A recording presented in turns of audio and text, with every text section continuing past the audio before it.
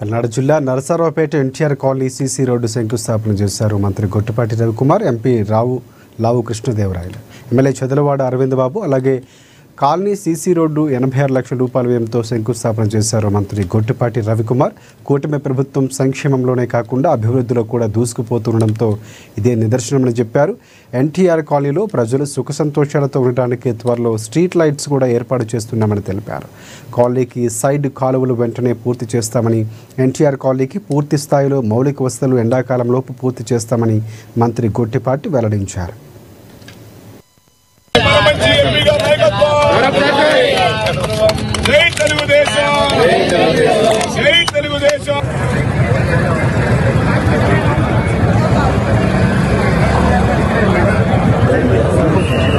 నగరం వాళ్ళతో